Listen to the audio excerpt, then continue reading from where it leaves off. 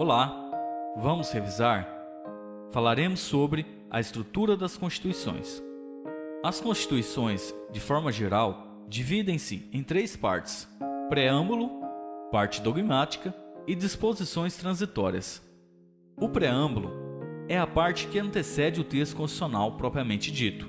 Serve para definir as intenções do legislador constituinte, proclamando os princípios da nova Constituição e rompendo com a ordem jurídica anterior.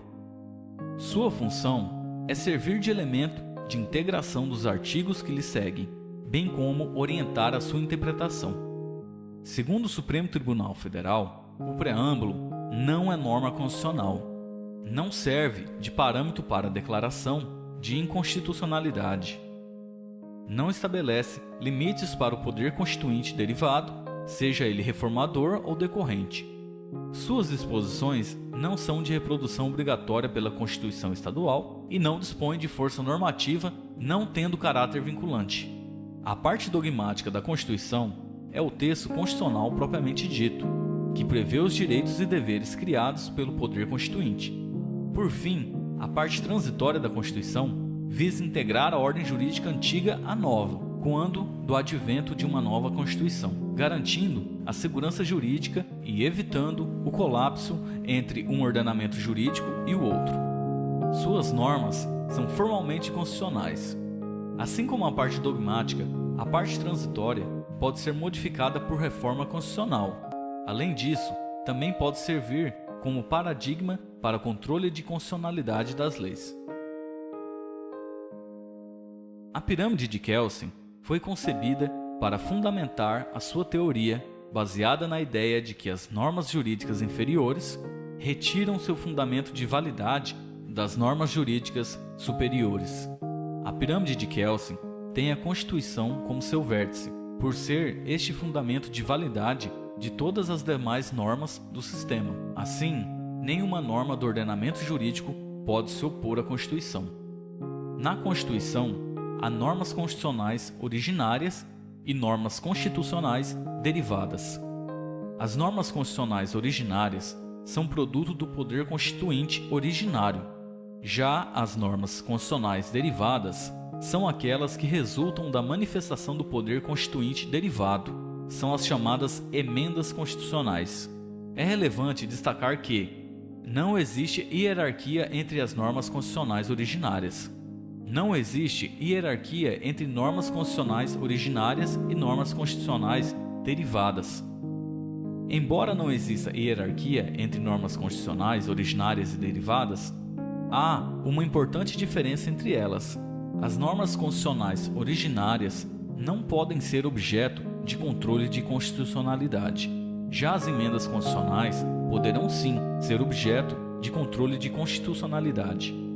Os tratados e convenções internacionais de direitos humanos, aprovados em cada Casa do Congresso Nacional em 2 turnos por 3/5 dos votos dos respectivos membros, passarão a ser equivalentes à emenda constitucional.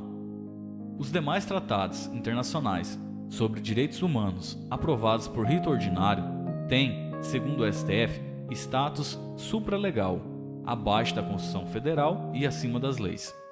As normas imediatamente abaixo da Constituição e dos tratados internacionais sobre direitos humanos são as leis, as medidas provisórias, os decretos legislativos, as resoluções legislativas, os tratados internacionais em geral, incorporados ao ordenamento jurídico e os decretos autônomos.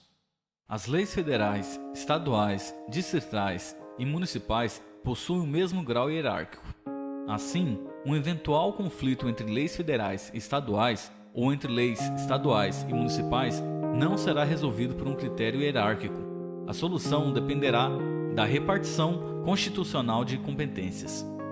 A Constituição Federal está num patamar superior ao das constituições estaduais, que por sua vez são hierarquicamente superior às leis orgânicas.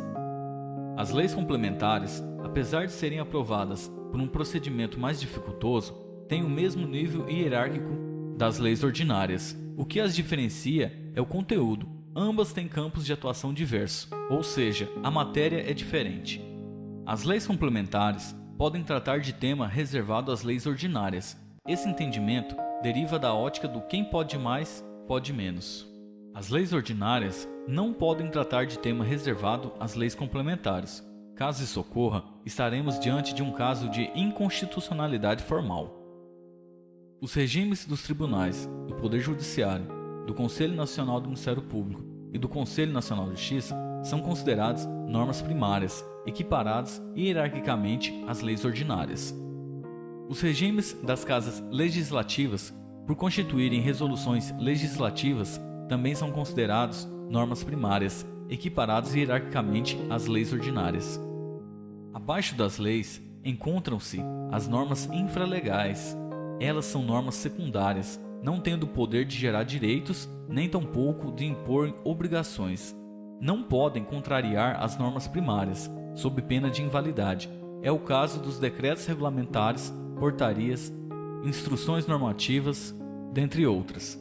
Tenham bastante cuidado para não confundir os decretos autônomos com os decretos regulamentares.